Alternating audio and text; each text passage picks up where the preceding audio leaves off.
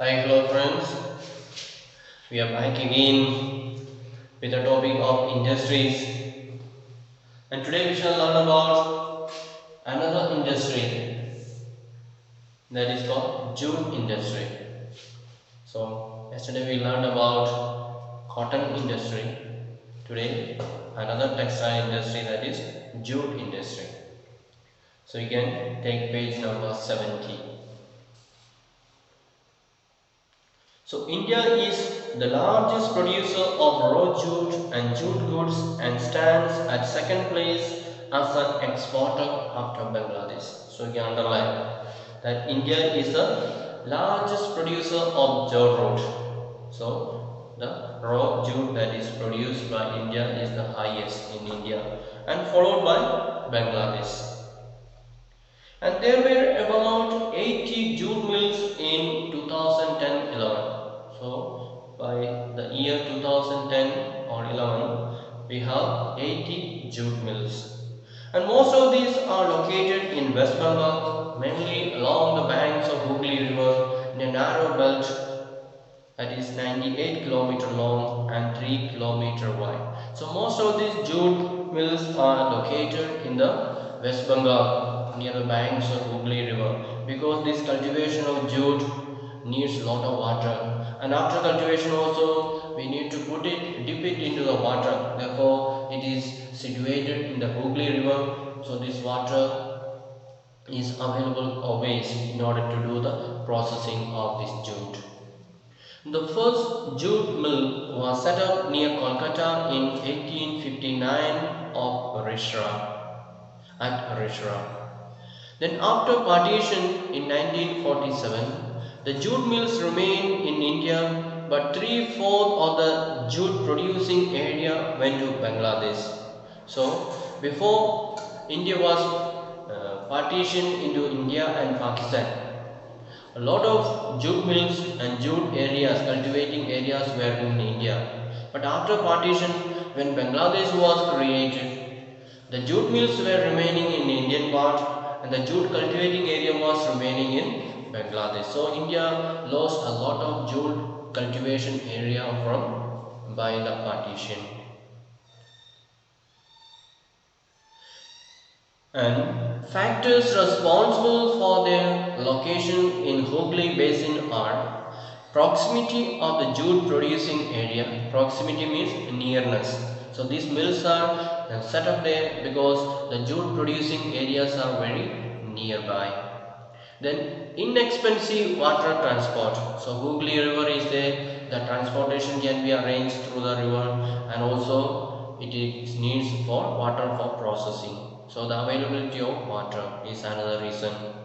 Then supported by a good network of railways. So the railway also is nearby for transporting things to other places. The roadways and waterways to facilitate movement of raw material to the mills. So through the road as well as through water transport, we can we can move the material, transport material to the mills. Then abundant water for processing raw jute. So the water, because of the Hooghly River, lot of water is available. Then cheap labor from West Bengal and adjoining states of Bihar, Orissa and Uttar Pradesh. So a lot of people are there in West Bengal, Calcutta, Orissa, Bihar, Uttar Pradesh and so on. So all these people come and do the work there. They are ready to work there and their labor charge is very less. Then Kolkata as a large urban center providing banking, insurance and port facilities are export for jute goods. So apart from all these facilities, we can see Kolkata is a metropolitan city. A lot of facilities are available there like banking facility, insurance facility, port facility and so on. All these are good for even exporting the jute to other places. So that's why the most of the mills are concentrated in Kolkata because of this facility. So again underline the entire paragraph why this jute textile industry is concentrated in Calcutta. Then in 2010-11, the jute industry was supporting 3.7 lakh workers directly and another 40 lakh small and marginal farmers who were engaged in cultivation of jute in and mesa. And many more people were associated indirectly. So due to this jute industry, how many people are employed in India? So 3.7 workers are directly involved in factory, in processing the jute and so on. And also a lot of people are there cultivating the jute. A lot of people. So many, around 40 lakhs small farmers are there cultivating this jute and selling to the mills. And many more people were associated indirectly. So these many people are working directly and so many other people are still employed in this field indirectly as well. Therefore this jute industry also is providing a lot of job opportunity to the people of India. Then challenges faced by the industry include stiff competition in the international market from synthetic substitutes and from other competitors like Bangladesh, Brazil, Philippines, Egypt and Thailand. So just as the cotton textile industry is facing the stiff competition from synthetic fiber industry, the jute industry also is facing that same problem. There are also many other companies providing synthetic jute industry. Therefore, the original jute and the synthetic jute, they are having stiff competition. And another thing is that the other countries are also expert. Like Bangladesh, we said a lot of jute is growing there in Bangladesh, and also other countries like Brazil, Philippines, Egypt, Thailand and so on. They are also having a lot of jute industries. Therefore, there is a competition between India and other these countries. So, we need to improve our production. The quality should be improved. Otherwise, we cannot just have that competition. We will be pushed backwards. Then, however, the internal demand has been on the increase due to the government policy of mandatory use of jute packaging. So, anyway, though we are facing stiff competition from others, the internal use, the people in India are using a jute a lot because government has made it compulsory that plastic should not be used. Therefore, the jute cloth or fiber fabric is used for packaging. You have seen the rice bag and so the 50 kg rice bag which is like a net, no? That is all made with jute. And so there are so many bags are coming up because government is discouraging the people to use the plastic bags. Therefore jute bags are mandatory and that way in the country a lot of use is there, a lot of demand is there for jute. That is a good news to encourage the jute industry. Then to stimulate demand, the products need to be diversified. So if they want to stand up to their competition and improve their production, they need to diversify their product. Instead of producing only one type of things, from the jute they can produce many different variety of things. Then there will be more demand. So they need to improve their quality production. And in 2005, National Jute Policy was formulated with the objective of increasing productivity, improving quality, ensuring good prices to the jute farmers and enhancing the yield per hectare. So what did the government do in 2005 in order to improve? This National Jute Policy was formed. A commission was formed in order to improve and help these farmers. So what did they do? They wanted to increase the productivity, the quantity should be increased, then improving the quality. So it is not enough to go on producing plenty, but the quality also should be good, improved. Then ensuring good prices to the farmers, and the farmers who are cultivating this jute. If they don't get good price, what will they do? They'll stop cultivating jute and they will go for cultivating something else in order to get more money. Then so that the farmers will be encouraged and so on. Then the main markets are USA, Canada, Russia, United Arab Republic, UK and Australia. So which are the countries buying jute textile, mills, jute textiles from India, jute fabrics? It is USA, Canada, Russia, United Arab Republic, and UK and Australia. These are the countries buying jute products from India. Then the growing global concern for environment friendly, the biodegradable materials, the biodegradable materials has once again opened the opportunity for jute products. So now all over the world now the main concern is environmental concern. The more plastic we use, the environment is getting degraded and degraded. Therefore, everyone is encouraging to use things that can be degraded or biodegradable. So bio means things that are made from living things. Like the jute bag or jute clothes, it will get rotten by itself. It will not remain forever like plastic. So if you use bag and these things from this jute, then afterwards it will be deintegrated into the soil, and then the climate or the environment remains clean and good. So that is an opportunity for the Indian jute industry and jute industry all over the world. They can increase their production because there is more need. Then another industry is sugar industry.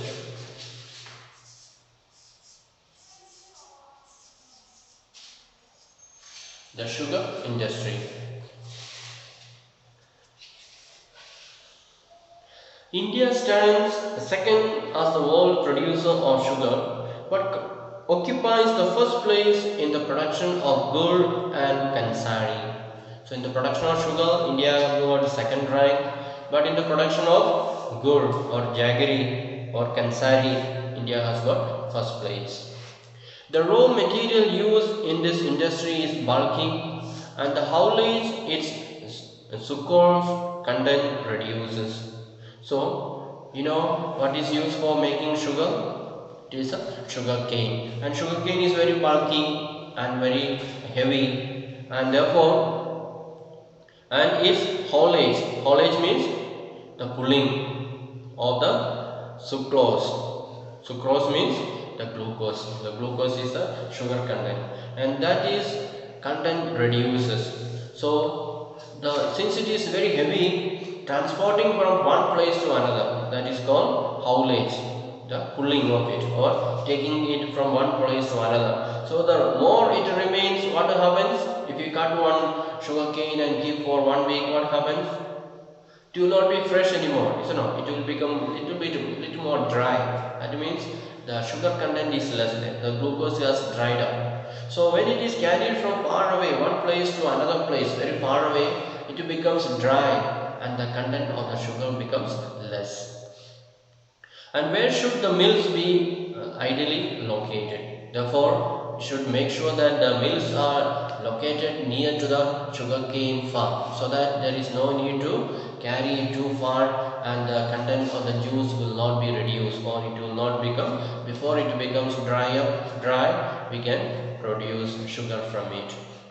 Then in 2011, there were over 662 sugar mills in the country, spread over Uttar Pradesh, Bihar, Maharashtra, Karnataka, Tamil Nadu, Andhra Pradesh, Gujarat, along with Punjab, Haryana, Madhya Pradesh. So these are the states where sugarcane is cultivated.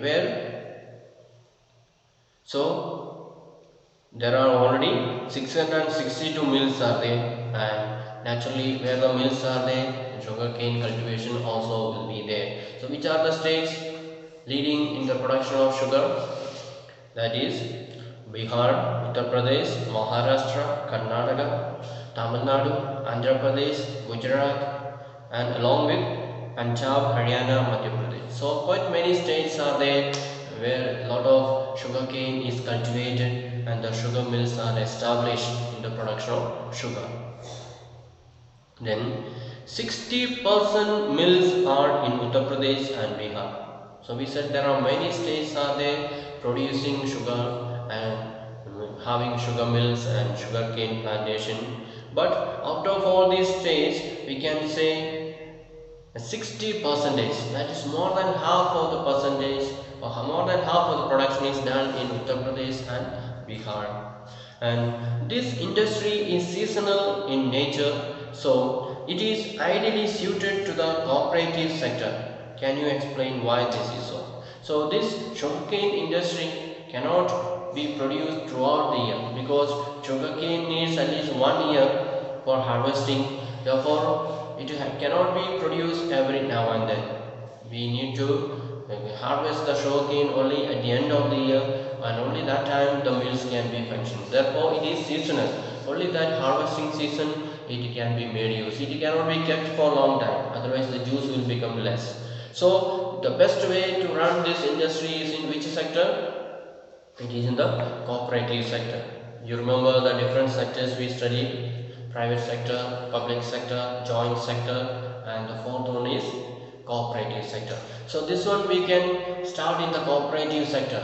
That means different groups have to come together and on the mill and produce. Maybe all the sugarcane farmers can form a group and produce the sugar, or maybe all the people who are having the mill, they can form a corporation and start. So that will be more profitable in order to run this sugarcane industry. Otherwise, the industry will be running on a loss. Then in recent years, there is a tendency for the mills to shift and concentrate in the southern and western states, especially in Maharashtra. So in the recent years, the location of cultivation is shifting. So these mills are also shifting. Why? It is moving to Maharashtra mainly. This is because the cane produced here has higher sucrose content. So what is the reason the mills are shifted to Maharashtra? Before it was in Bihar and Uttar Pradesh.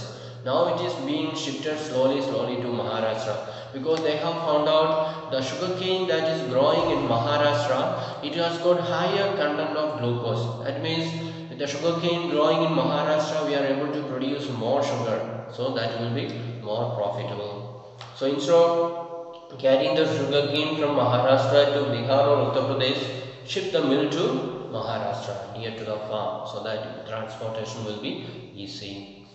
Then the cooler climate also ensures a longer crushing season. So in Maharashtra the climate also is not very hot, it is cool, therefore they can produce the sugar. The crushing of the sugar cane can be done for longer period. If it is the hot season, the sugar cane becomes dry and the glucose disappears. But if it is a cool area, then it will not dry up very fast. They can do the industry, they can run the industry or produce the sugar for longer period of time. Then moreover, the cooperatives are more successful in these states. So we said the best way to run this sugar industry is run under cooperatives, and in Maharashtra the cooperatives are very active. Therefore, it is very profitable to run these mills, to function these mills in Maharashtra.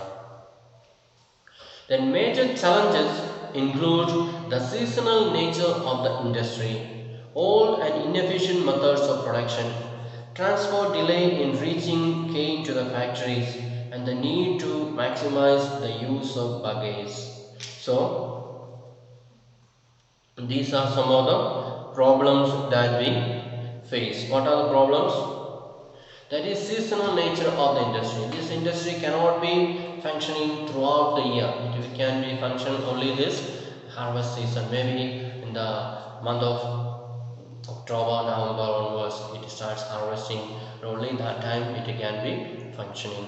Then another problem is old and inefficient methods of production. So the industry is very old in India and we are not upgrading it. We are not using high technology. We are still going on with this old technology, and therefore the production is affected. We are not able to improve our production. Then transport delay in reaching cane to the factories, and after the harvest it is taking long time the canes to reach the factory. So it is remaining long time in the farm, and therefore it becomes drier. The glucose content becomes less and less. Then the need to maximize the use of bagasse. What is bagasse? The bagasse is the waste. After crushing the sugar cane, that waste is there. so that has to be transported and make use of for something else, maybe for firewood or maybe for making it as a compost and make it as a manure, natural manure and so on. So that the proper use, because so much of sugarcane is there, after crushing so much of waste will be there, so government has to find out certain process of making use of it, that bagasse, and make use it for some purpose, so that also has to be done. So if all these problems are solved, then we can say the sugar industry in India will progress very fast, develop very fast, and it will earn a lot of foreign exchange for us. It will help us to grow faster. Our economy will be gaining more GDP and so on. So that way we come to know about the problems that we face, the good things about the sugar industry, the bad things about the industry, and what more we need to do to improve the sugar industry. So if we improve, and certainly the government has to take the initiative, and we will be able to get much more benefit from it. Now let us learn about another type of industry. So long we are talking about agro-based industry. Now we shall learn about mineral-based industry.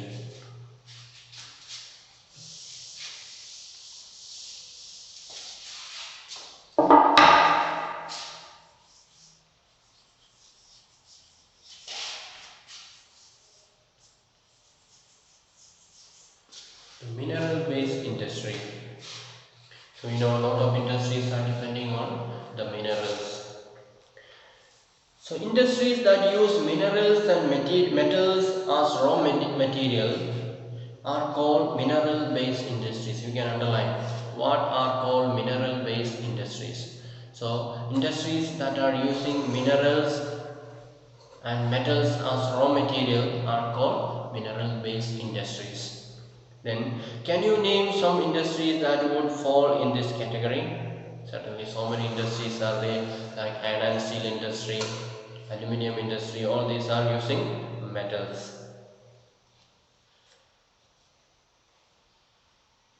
So, under this one will come iron and steel industry, the most important. Iron and steel industry.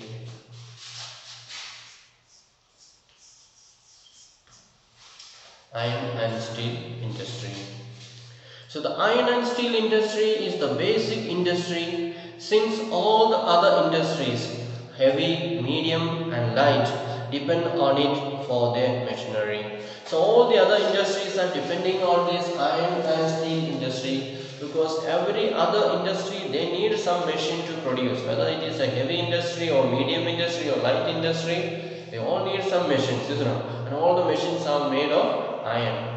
I hope you have not seen any machine made with wood or plastic and so on. So if they are made with iron and plastic, it will not be able to do the heavy work. They will be able to do light work, and very fast it will get spoiled. So all the machines are made of iron and steel. Therefore, all the other industries are heavily depending on it. If this iron and steel industry is not there, all the other industries will not function. They will not be able to make machines for them. And so it is very important. And steel is needed to manufacture a variety of engineering goods, construction material, defense, medical, telephonic, scientific equipment, and a variety of consumer goods. So this iron and steel are required for making a lot of things. We said all the machines are made of iron and steel. Then also steel is required to manufacture a variety of engineering goods, then construction of material like iron rods, then defense materials, then medical things, then telephone items and scientific equipment, and all these lot of consumer goods also, they are all made of steel. Then production and consumption of steel is often regarded as the index of a country's development. So index means the pointer. So if a country is able to produce more steel, then we can say it is a point to the development. That country is developing, it is going towards higher development. Then iron and steel is a heavy industry because all the raw materials as well as finished goods are heavy and bulky, entailing heavy transportation costs. So earlier we studied the industry that is making heavy things and bulky things in large quantity, they are called heavy industry. So this iron and steel industry is a heavy industry because they are making a lot of things and they are making bulky things, and to transport from one place to another place, all these things, it takes a lot of expense, transportation expenses are there. Then iron ore, cooking coal and limestone are required in a ratio of approximately 4 is to 2 is to 1, and some quantities of manganese are also required to harden the steel. So in order to make this iron and steel, we need so many materials or so many chemicals. What are they? We need iron ore, cooking coal and limestone. These three materials are required and at different ratio.